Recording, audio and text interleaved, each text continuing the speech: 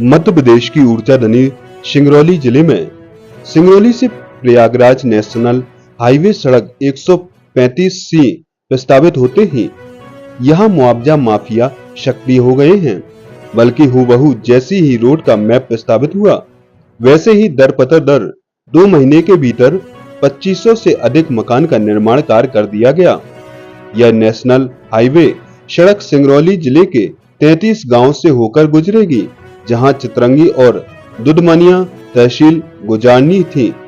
वहां चाहे फॉरेस्ट भूमि हो या राजस्व भूमि, लेकिन अवैध तरीके से भू माफियाओं ने कब्जा कर मुआवजा के जुगत में मकान का निर्माण कर दिया।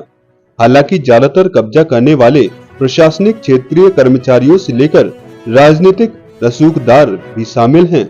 जिम्मेदार अफसर भी कबूल रहे हैं कि जब यह नेशनल हाईवे प्रस्तावित था तो 500 मकान थे, लेकिन आज 2500 से अधिक हो गए हैं। वहीं मामले में सांसद राजेश मिश्रा का कहना है कि जिनके पुराने मकान बने हैं उन्हें ही मुआवजा मिलेगा। सिंगरौली जिला मुख्यालय से 50 किलोमीटर दूर स्थित चितरंगी और दुधमनिया तहसील के 33 गांवों में सिंगरौली से प्रयागराज नेशनल हाईवे सड़क निर्माण की भनक लगते ही यहां जिम्मेदार अफसर से लेकर राजनीतिक रसूखदार सक्रिय हो गए हैं और भू माफिया के जोर जुगर से राजस्व भूमि से लेकर फॉरेस्ट भूमि, वहीं अन्य राशियों के जमीन पर भी 80-20 का फार्मूला अपनाकर जिस मैप और जिस जमीन पर नेशनल हाईवे सड़क प्रस्तावित थी, वहां 2 महीने के भीतर 2500 से अधिक मकान का निर्माण कर दिया गया। खास बात यह है कि बनाए गए नए मकान में रहने वाला कोई नहीं है, साथ ही बनाया गया मकान रहने लायक कोई नहीं है। ठीक ठाक बरसात हुई नहीं कि बनाए गए मकान धराशायी हो गए हैं। चल रही तस्वीरों को देखा जा सकता है। यह धराशायी हुए मकान जनपद मुख्यालय में पदस्थ सब इंजीनियर शिलोटिया जी के। इतना ही नहीं, 33 गांव के ग्राम पंचायत सरपंच से लेकर ग्राम रोजगार सहायक, सचिव, राजस्व, पटवारी, आरआई, शिक्षक, तहसीलदार के साथ ही पुलिस विभाग और वन विभाग के कर्मचारियों ने मिली भगत कर 2 महीने के भीतर 2500 से अधिक मकान का निर्माण कर दिया। अगर आप कोई चितरंगी से सिंगरौली जाएं तो उन्हें सड़क कम मकान की सीट ज्यादा दिखाई देते हैं। यही वजह है कि बड़े पैमाने पर कराए गए अवैध तरीके के मकान के निर्माण कार्य की वजह से इस पूरे मामले की पोल खुल गई। ग्रामीण जनों की माने तो नाते रिश्तेदार से लेकर जो लोग सामने आ गए हैं, उन्होंने सभी ने कब्जा कर मकान बना लिया है। वहीं एक ग्रामीण का कहना है कि बनाए गए मकान 10 से 15 दिन के भीतर बनाए गए हैं। जिनके पास पैसे थे वह सभी जल्दी जल्दी मकान का निर्माण कर दिए हैं ताकि मुआवजा ठीक ठाक मिले। मकान है, यही चढ़ाई पर है। जी जी। तो यहाँ कहते हैं कि लोग अधिकारी बहुत शामिल हो, यहाँ कुछ सुनम पाए का ये रोड का जो है इंजीनियर वो भी बनाए हैं। हाँ, तो हम क्या बताएं। इंजीनियर कहते हैं घरों गिर गया है। हाँ, पता लगा था यही रोड के किनारे कहाँ बनल बा। हाँ, गिर गया नीचे। इंजीनियर के घर गिर गया। हाँ, तो पता लगा था। एक वहाँ चढ़ाई पर है शंकर जी के यहाँ, वहाँ का फटी गया है। अपना बताइए बब्बा। हाँ, तो लोकल यहाँ वाले बनाए नहीं कि सब बाहरी बाहरी आके लोकलो बनाया है। हाँ, यहूँ वाले बनाए हैं। यहाँ वाले बनाए हैं, बाहरी बनाए हैं। हाँ, ये बाहरी वाले कई दिन में घर तैयार कर ले रहे हैं।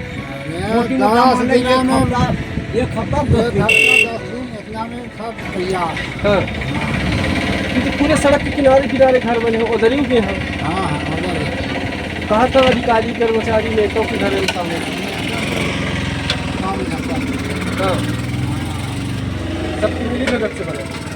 भगत तो है।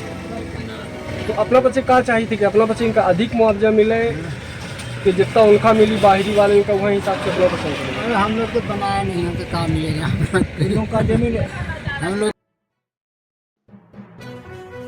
सिंगरौली से प्रयागराज नेशनल हाईवे 135 सड़क की लागत 740 करोड़ की बताई जा रही है। यहां 70 किलोमीटर की सड़क बनाई जानी थी, लेकिन क्षेत्रीय कर्मचारियों को जैसे ही भनक लगी कि यहां से सड़क बनाई जानी है, वैसे ही मुआवजा माफिया सक्रिय हो गए और राजस्व भूमि से लेकर फॉरेस्ट भूमि तक को नहीं छोड़ा, सभी ने कब्जा कर मकान बना दिया। चितरंगी एसडीएम ने भी कबूला कि 2 महीने के भीतर 2500 से अधिक मकान का निर्माण हुआ है, जबकि 500 ही पुराने मकान हैं जहां क्षेत्रीय लोग निवासरत हैं। हालांकि साहब दावा जरूर कर रहे हैं, लेकिन जिस समय अवैध तरीके से मुआवजे के लिए प्रस्तावित जमीन पर मकान निर्माण कराए जा रहे थे, उसी समय मामले की शिकायत कराई गई थी, लेकिन मामले में जिम्मेदार अफसर के द्वारा ठोस सुनवाई नहीं की गई। यही वजह है कि भू माफिया का हौसला बुलंद हुआ और 1-2 नहीं बल्कि 2500 से अधिक मकान का निर्माण कर दिया। मामले को लेकर बीजेपी सांसद डॉक्टर राजेश मिश्रा का कहना है कि जो नए घर बनाए गए हैं सभी अवैध हैं, जो इस सड़क मार्ग से मुआवजे के लिए बनाए गए हैं। झोपड़ा उन्हें मुआवजा नहीं मिलेगा। पुराने बने मकान जहां लोग निवासरत हैं, जो पात्रता रखते हैं मुआवजा की, उन्हें ही मुआवजा मिलेगा। बाकी जिनके भी रसूखदार हों या पावेदार हों, उन्हें चिन्हित कर उनके खिलाफ कार्रवाई कराई जाएगी। जैसे हुए थे और वो नोटिफिकेशन के बाद जो भवन है, झोपड़े घर बने, वो वैध है और वो इसलिए जैसे ही सबको सूचना दे अनाउंसमेंट आया गया है, वार्निंग्स लगाई गई है, पेपर दिया गया है और उनको भी व्यक्ति से बताया गया है ऐसे किसी व्यक्ति को मुआवजा नहीं मिलेगा जो सिर्फ इसके लिए झोपड़ा बना लिए हैं अब कि हमको मुआवजा मिलेगा। कई रसूखदार लोगों के नाम का मिलत कार्रवाई क्या आएगी? चाहे रसूखदार हो, चाहे जमादार हो, चाहे बटाईदार हो, पवाईदार हो, व्यक्ति को किसी को नहीं मिलेगी और जिसको चाहिए को मिलेगा। जो योग्य है, पात्र है को मिलेगा, अपात्र नहीं मिलेगा। बस मुझे इतना। चितरंगी विकासखंड अंतर्गत प्रस्तावित हाईवे 135C का निर्माण किया जाएगा। इसमें हमारे 33 ग्रामों के अंतर्गत 70 किलोमीटर की दूरी में ये हाईवे बनाया जाएगा। विभाग का जो आकलन है वो 759 करोड़ का है लगभग। प्राथमिक रूप से इसमें हमारा 3A का प्रकाशन हो गया है और जो जॉइंट सर्वे होता है वो भी कर लिया गया है। सर्वे में जानकारी प्राप्त हुई है कि कुछ लोगों ने 3A के प्रकाशन के बाद अपने मकान निर्माण किए हैं। ऐसे मकानों को चिन्हित किया गया है सर्वे दल के द्वारा, साथ ही उनके फोटो जियो टैग के द्वारा सेव कर लिए गए हैं। यदि कोई निर्माण 3A के प्रकाशन के बाद हमें प्राप्त होता है तो उसको नियमानुसार किसी प्रकार का मुआवजा प्रदान नहीं किया जाएगा। प्राथमिक आकलन के अनुसार लगभग 500 मकान पुराने पाए गए हैं, साथ ही लगभग 2500 मकान नए निर्माण या जो आंशिक रूप से बने हुए पाए गए हैं। नियमानुसार यदि हाईवे का निर्माण प्रस्तावित है और 3A का प्रकाशन हो गया है तो लोगों को अपनी उस भूमि में निर्माण नहीं करना चाहिए ताकि कोई मुआवजा प्राप्त गलत तरीके से कर ले।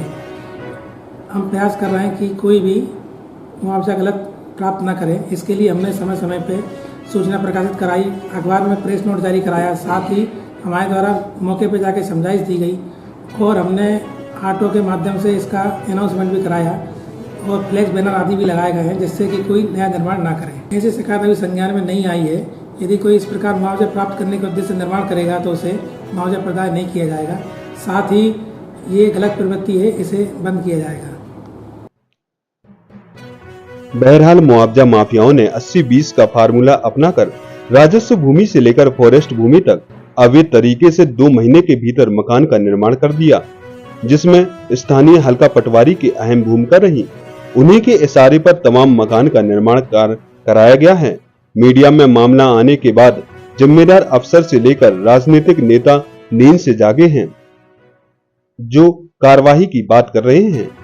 अगर जिस समय मकान का अवैध तरीके से निर्माण हो रहा था उसे समय जिम्मेदार अफसर या राजनीतिक नेता सजग होते तो इतने बड़े पैमाने पर मुआवजा माफिया सक्रिय नहीं हो पाते।